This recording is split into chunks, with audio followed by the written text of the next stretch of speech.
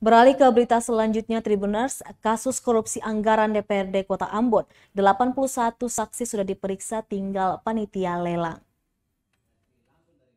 Sebanyak 81 saksi telah diperiksa Kejaksaan Negeri Ambon atas perkara dugaan tindak pidana korupsi anggaran sekretariat pada DPRD Kota Ambon.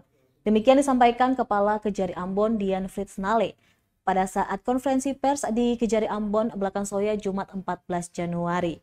Dirincikan dari 81 saksi itu ada 38 anggota DPRD Kota Ambon, termasuk Elito Isuta selaku Ketua DPRD dan kedua wakilnya Rustam Latupono dan Gerald Mailoa, serta aparatus sipil negara di lingkup pemerintah Kota Ambon sebanyak 40 orang dan 3 orang lainnya dari pihak swasta ikut diperiksa. Selain itu, tim penyidik masih akan memanggil panitia lelang sebagai saksi.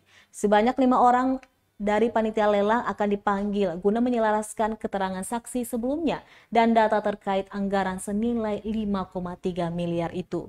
Diketahui kasus ini disidik usai adanya laporan penyelewengan anggaran senilai 5,3 miliar rupiah di DPRD Kota Ambon oleh Badan Pemeriksa Keuangan. Kerugian keuangan miliaran rupiah itu berdasar dari beberapa proyek yang diduga terjadi penyimpangan anggaran. Hasil laporan realisasi belanja barang dan jasa di lingkup sekretariat DPRD Kota Ambon tahun anggaran 2020 diduga tidak sesuai dengan ketentuan. Masyarakat menunggu hasil, tapi menunggu hasilnya juga kan kita harus punya tahapan.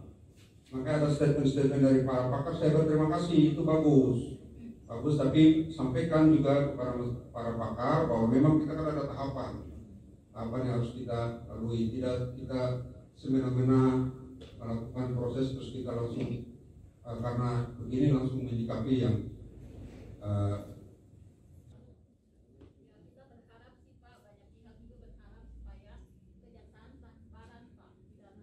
ini bagian dari transparansi kami. Ini dari memang.